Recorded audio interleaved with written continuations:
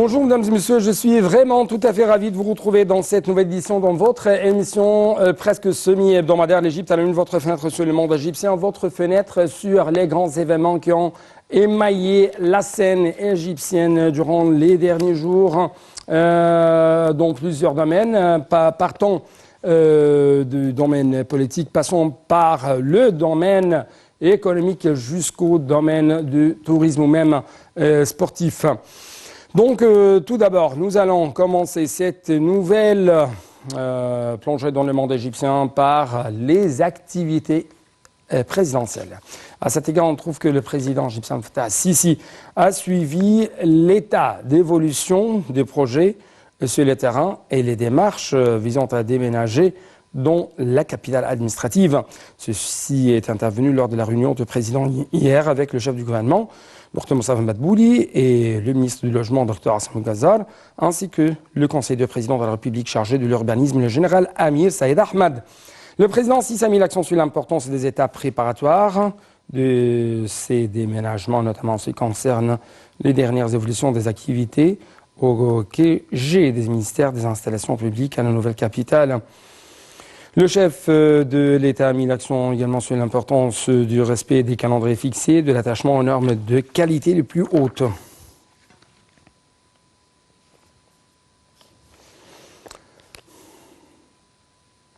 Au niveau africain, le président Abdel Fattah el-Sisi a déclaré lundi, lors d'une conférence de presse tenue avec son homologue djiboutien Ismail Omar Guelleh, que l'Égypte et Djibouti entretenaient des relations stratégiques de longue date à tous les niveaux, soutenues par une volonté politique forte, mais aussi mutuelle.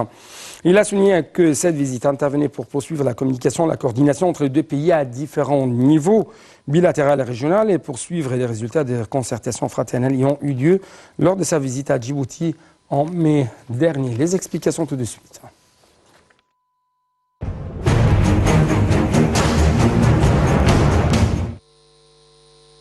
Lors d'une conférence de presse tenue avec son homologue djiboutien, M. Sisi a accueilli favorablement le président de Djibouti, soulignant que cette visite intervenait pour poursuivre la communication et la coordination continue entre les deux pays à différents niveaux, bilatéral et régional, et poursuivre les résultats des concertations fraternelles ayant eu lieu lors de sa visite à Djibouti en mai dernier.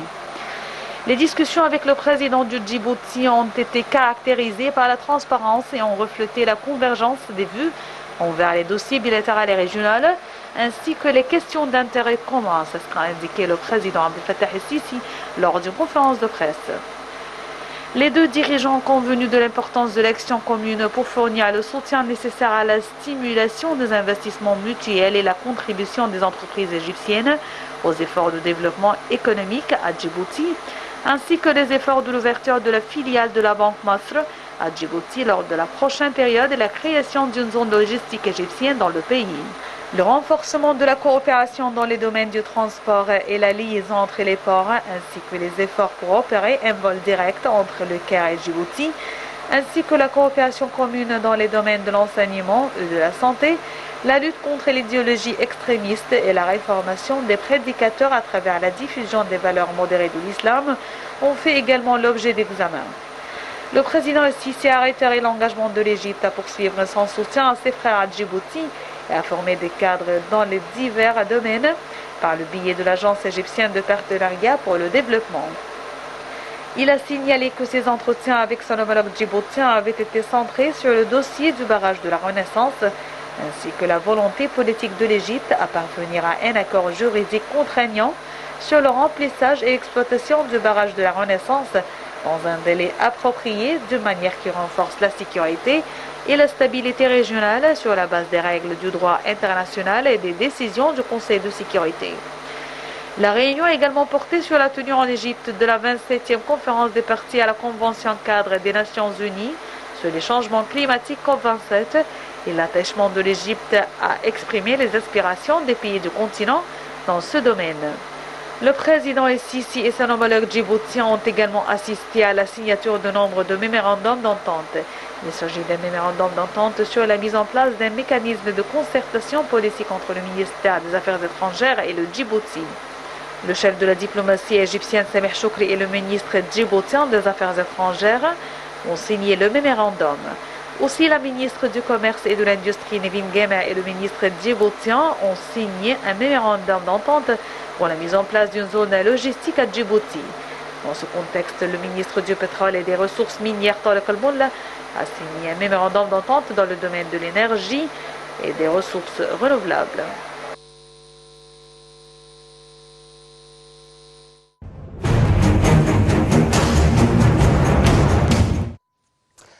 D'autre part, on trouve que le Premier ministre Dr Mostafa Madbouli a fait le suivi de la disponibilité des denrées stratégiques de base sur le marché local et s'est assuré de leur stock suffisant pour subvenir aux besoins des citoyens sur une consigne du président Abdel Fattah Sisi lors d'une réunion tenue lundi avec le ministre de l'Approvisionnement du Commerce intérieur Ali El-Moussalhi.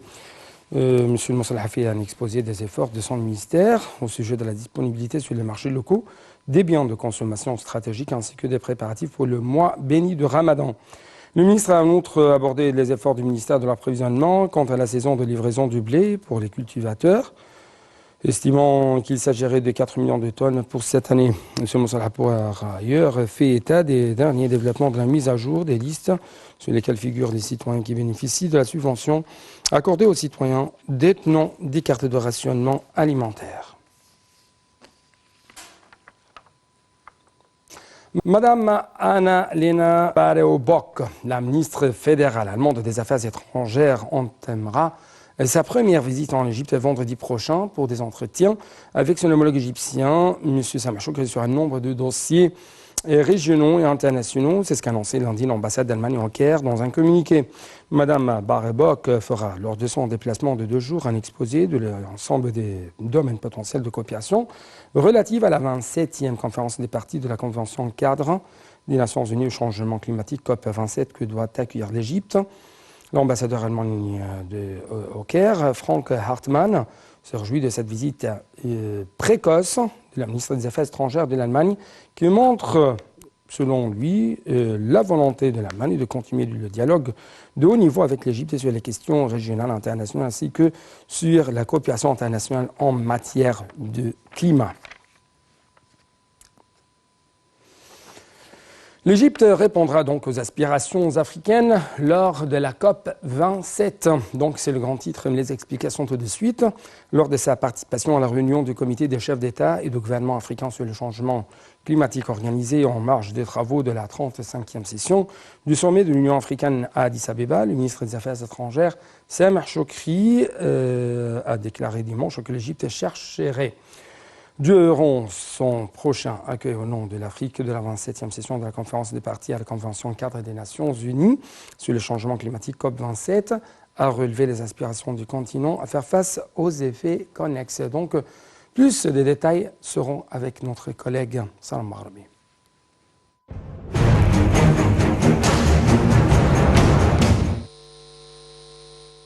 L'Égypte cherchera durant son prochain accueil au nom de l'Afrique de la 27e session de la conférence des parties à la Convention cadre des Nations Unies sur les changements climatiques COP27 qui se tiendra en novembre 2022 à relever les aspirations du continent à faire face aux effets connexes.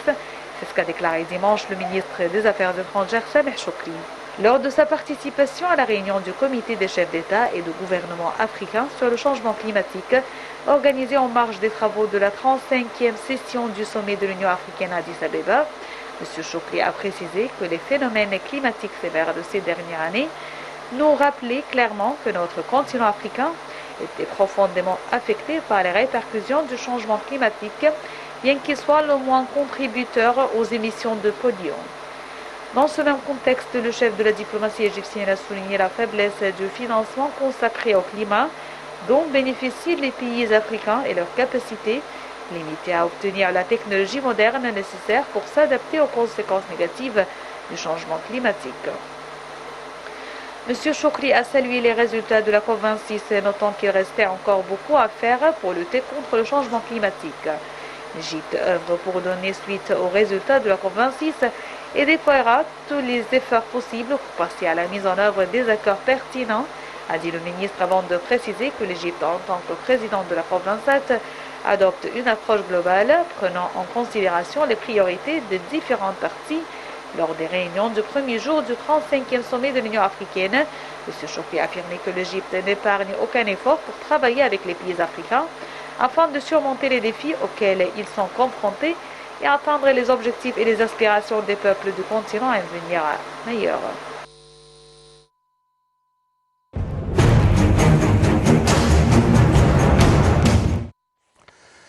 De sa part, la ministre de l'Environnement, Yasmine Fouad, a loué la coopération fructueuse et constructive entre le ministère de l'Environnement et des Communications dans un certain nombre de dossiers importants au cours de la dernière période, notamment la récente coopération dans la préparation de la COP27 qui sera organisée par l'Égypte à la fin de cette année à Sharm el-Sheikh.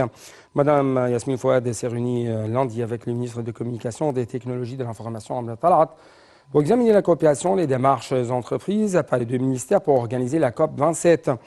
La réunion a porté sur les mécanismes de coordination pour assurer les équipements, les appareils qui sont utilisés lors de la conférence. C'est ce qu'a signalé Mme Fouad. De son côté, M. Talat a loué les efforts inlassables déployés par le ministère de l'Environnement pour améliorer et protéger l'environnement dans les différentes régions d'Égypte, évoquant ainsi la coopération fructueuse entre les deux ministères dans plusieurs domaines. Donc à un moment, nous allons commencer notre tournée dans le monde de l'économie égyptienne.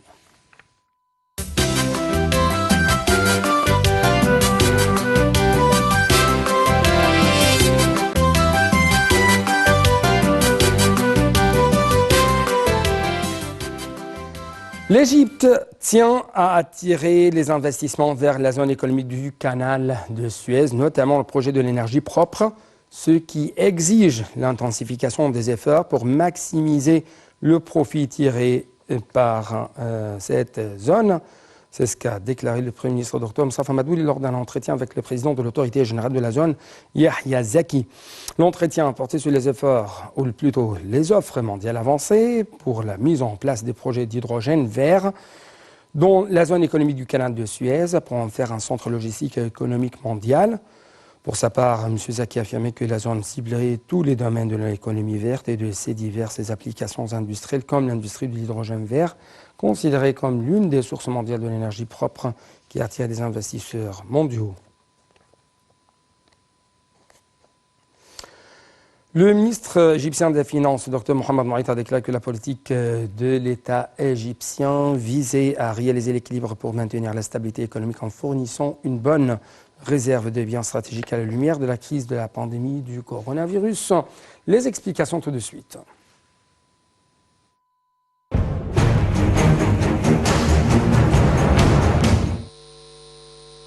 La politique de l'État vise à réaliser l'équilibre pour maintenir la stabilité économique en fournissant une bonne réserve de biens stratégiques à la lumière de la crise de la pandémie de coronavirus.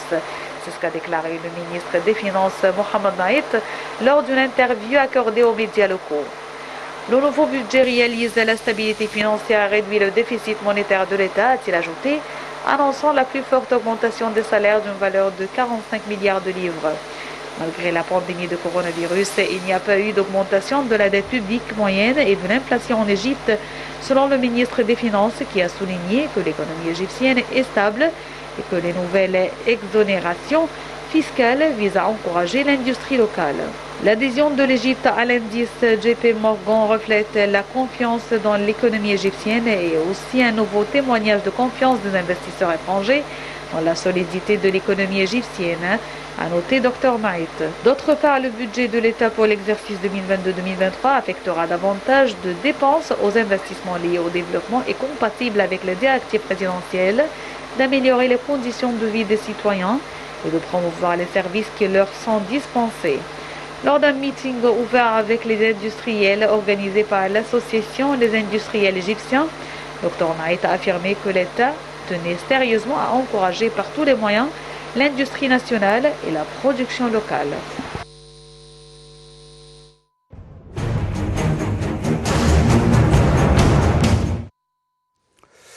L'État égyptien vise à accroître les exportations de moins 20%. Donc c'est un titre tout à fait important. Mais les explications, la ministre du Commerce et de l'Industrie, Nivingam, a affirmé que le gouvernement travaillait à promouvoir la qualité des produits des industries et un plan serait élaboré avec le Conseil d'exportation pour accroître les exportations de moins 20% en 2022.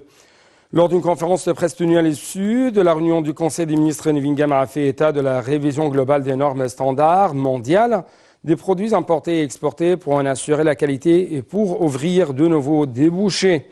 L'État travaille actuellement à fournir une assistance technique aux patrons d'usines via la modernisation de l'industrie et des centres technologiques pour que les produits soient compatibles avec les critères internationaux et pour créer de nouveaux débouchés tout en préservant les anciens. C'est ce qu'a annoncé la ministre.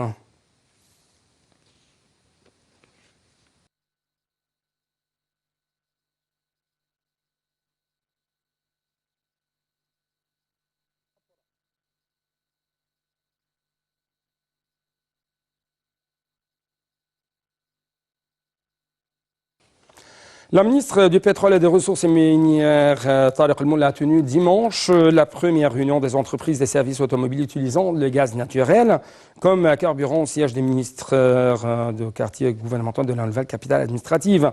Lors de la réunion, El-Molla a passé en revue les progrès réalisés dans le programme du ministère visant à maximiser la dépendance du gaz naturel comme carburant des véhicules qui fournit un service civilisé et distingué aux citoyens.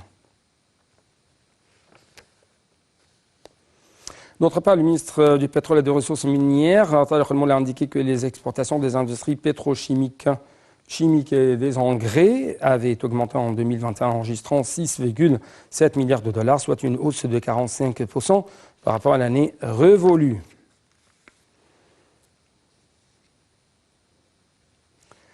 Enfin, Fitch Solutions, affilié à l'agence de notation internationale Fitch Ratings, a affirmé dans un rapport sur les exportations chimiques égyptiennes que le projet mis en œuvre dans le secteur pétrochimique en Égypte renforcerait sa volonté de devenir un centre régional du pétrole et du gaz, compte tenu de sa position stratégique. Terminons donc cette édition par cette nouvelle touristique. Le ministre du Tourisme et des Antiquités et le chef du génie militaire suivent les derniers développements des travaux dans le projet du grand musée égyptien.